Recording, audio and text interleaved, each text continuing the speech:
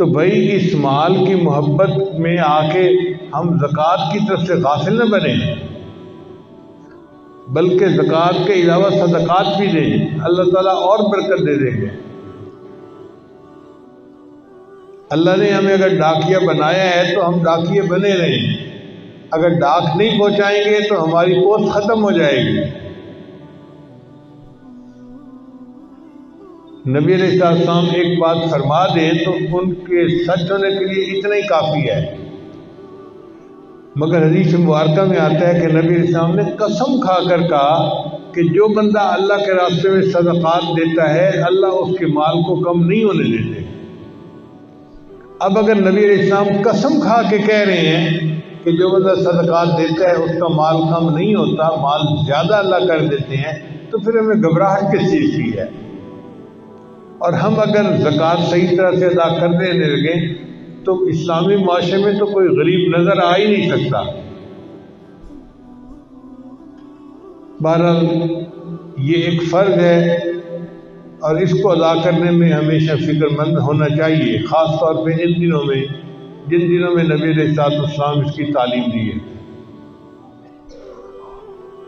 یہاں پہ جو مجاہدے ہم کر رہے ہیں نا، آخرت میں اس کا اجر ملے گا ہمیں، یہ بے فائدہ نہیں جائیں گے۔ پنجابی کا ایک شعر ہے، اتھاں جو بھوگ بھوگے ہیں اتھاں اس کی جزا ملسی، اتھاں جو بھوگ بھوگے ہیں اتھاں اس کی جزا ملسی، تھکیڑے سارے لے ویسن نبی ملسی خدا ملسی۔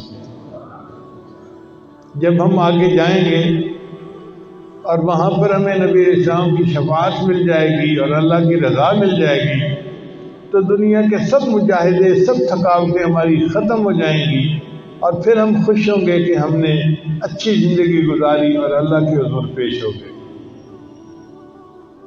قرآن مجید کی آیت ہے، بنی اسرائیل میں ایک بڑا مالدار بندہ تھا، اس کا نام تھا قارون۔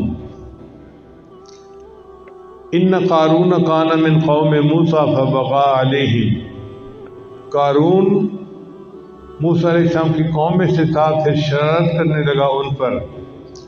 وآتیناہ من الکنوز، اور ہم نے دیے تھے اس کو خزانے۔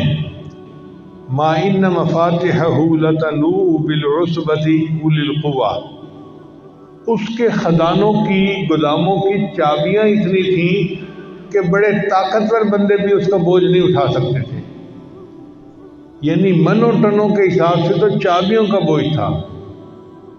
اب آپ بتائیں کہ منوں ٹنوں کے حساب سے اگر اس کے چابیوں کا بوجھ تھا، جو تالے کی چابی ہوتی ہے، تو خود خزانے کتنے زیادہ ہوں گے۔ تو لگتا ہے یہ اس زمانے کا کوئی بل گیٹ تھا۔ اذ قال له قومه لا تفرح ان اللہ لا يحب الفرحین، اس کو اس کی قوم نے کہا، لوگوں نے کہا کہ تو شیخی نہ مارا کر، غرور نہ کیا کر، اللہ تعالیٰ غرور کرنے والے کو پسند نہیں کرتے۔ وابتغ فیما آتاک اللہ الدار الآخرۃ، اور جو تجھ کو اللہ نے دیا ہے اس سے تو آخرت کے گھر کے لیے کمائی کر لے۔ ولا تنس نصیبک من الدنیا، اور نہ بھول اپنا حصہ دنیا سے۔ وَأَحْسِن كَمَا أَحْسَنَ اللَّهُ إِلَيْكَ، اور تو بھلائی کر جیسے اللہ نے تیرے ساتھ بھلائی کی ہے۔ اللہ نے تیرے ساتھ بھلائی کی کہ کھلا رزق دیا، تو غریبوں کی مدد کر تاکہ ان کے ساتھ بھلائی ہو، تو بھلائی کے بدلے بھلائی کر۔ وَلَا تَبْغِ الْفَسَادَ فِي الْأَرْضِ، اور زمین میں فساد خرابی نہ مچا۔ إِنَّ اللَّهَ لَا يُحِبُّ الْمُفْسِدِينَ، اللہ کو نہیں بھاتے وہ لوگ جو خرابی ڈالنے والے ہیں۔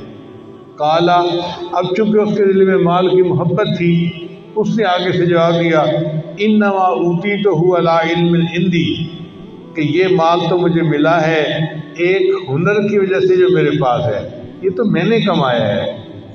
یہی بندے کو مغالطہ لگتا ہے کہ وہ کہتے ہیں جی کہ میں نے کمایا،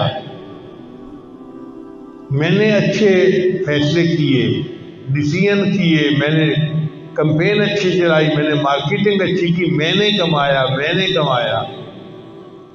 میرا ایک دفعہ واسطہ پڑ گیا کسی ایسے بندے سے، دہلی قسم کا تھا، تو مجھے کہنے لگا جی کہ مال میں نے کمایا ہے، زکوٰۃ کیوں دوں؟ میں نے کہا اچھا مجھے یہ بتاؤ کہ یہ مال تم نے کیسے کمایا؟ کہنے لگا میں نے پڑھائی کی اور میرے پاس علم آیا اور اس علم کی وجہ سے میں نے مال کمایا۔ میں نے کہا تم نے جو پڑھائی کی تو تمہیں عقل کس نے دی؟ کہنے لگا یہ وہ تو اللہ نے دی۔ میں نے کہا اس کا مطلب یہ کہ یہ مال اللہ نے تجھے دیا ہے، اگر اللہ تیری عقل میں خلل ڈال دیتے تو تو کر سکتا تھا یہ کام کہ نہیں کر سکتا تھا؟ پھر یہ مت کہو کہ میں نے کمایا، یہ کہو کہ اللہ نے مجھے عقل دی، اس عقل کو استعمال کر کے یہ مال ملا، تو یہ مال مجھے اللہ ہی نے دیا ہے۔ تو ہمیں جو کچھ ملا ہے اس میں ہمارا کمال نہیں ہے، کمال والے کا کمال ہے جس نے ہمارا رزق کھول دیا۔ لہذا اب ہمیں چاہیے کہ اس کا شکریہ ادا کریں، اپنے مال کی زکوٰۃ دیں، ان میں سے صدقات جو ہے غریبوں پر استعمال کریں، دین کے لیے استعمال کریں، اور اس کو اللہ کا احسان سمجھیں کہ اس نے ہمیں یہ نیکی کرنے کا موقع عطا فرما دیا۔ ہمارا احسان نہیں ہے، اللہ کا ہم پر احسان ہے، اس نے ہمیں ذریعہ بنا دیا۔ اب یہ جو قارون تھا یہ اتنا امیر بندہ تھا، جب اس نے کہا کہ یہ مال ملا ہے مجھے میرے ہنر کی وجہ سے، تو اللہ تعالیٰ نے پھر اس کو عذاب میں گرفتار کیا۔ اللہ تعالیٰ کے فرماتے ہیں فخرج علی قومہ فی زینتی، وہ نکلا اپنی قوم کے سامنے بڑا بن سنور کے، پیسہ تھا نا تو کپڑے اچھے تھے اور سواری اچھی تھی اور بڑا زیب و زینت کے ساتھ نکلا۔ قال الذین یریدون الحیاۃ الدنیا، کہا ان لوگوں نے جو دنیا کی زندگی چاہنے والے تھے، یا لیت لنا مثل ما اوتی قارون، اے کاش ہم کو بھی ملتا جتنا قارون کو ملا ہے۔ آج کل یہی حال ہے نا کہ کسی امیر آدمی کو دیکھ کے دوسرے بندے کے دل میں آ رہا ہوتا ہے کاش جو اس کو ملا وہ مجھے بھی ملا ہوتا۔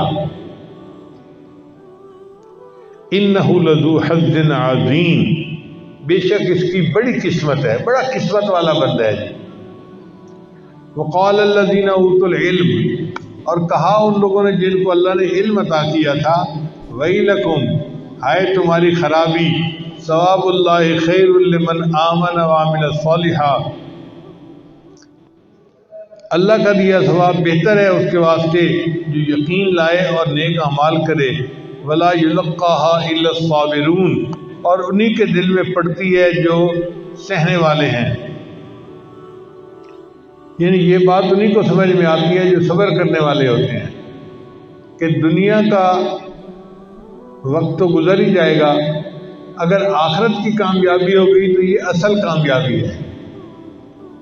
اللہ فرماتے ہیں فَخَسَفْنَا بِهِ وَبِدَارِهِ الْأَرْضِ، پھر ہم نے قارون کو اور اس کے گھر کو خزانوں سمیت زمین کے اندر دھسا دیا۔ فَمَا كَانَ لَهُ مِنْ فِئَةٍ يَنْصُرُونَهُ مِنْ دُونِ اللَّهِ، پھر نہ ہوئی اس کی کوئی جماعت جو مدد کرتی اس کی اللہ کے سوا، وَمَا كَانَ مِنَ الْمُنْتَصِرِينَ، اور نہ وہ خود مدد لا سکا۔ تو دیکھیں کتنا امیر تھا مگر بالآخر زمین کے اندر دھسا دیا گیا اور اللہ نے اس کو اس کے مال و دولت کے باوجود برباد کر دیا۔ تو مال و دولت کی محبت میں آ کے ہم زکوٰۃ ادا کرنے میں سستی نہ کریں، یہ مال و دولت ہمیں نہیں بچائے گا قبر کے عذاب سے یا آخرت کے عذاب سے، ہمیں اللہ کے حکم پر عمل کرنا یہ بچائے گا۔ چنانچہ دنیا بھی ہماری اچھی رہے گی اور آخرت بھی اچھی رہے گی۔ لہذا دعا ہے کہ اللہ تعالیٰ ہمیں پابندی کے ساتھ اپنے اس حکم پر عمل کرنے کی توفیق عطا فرمائے۔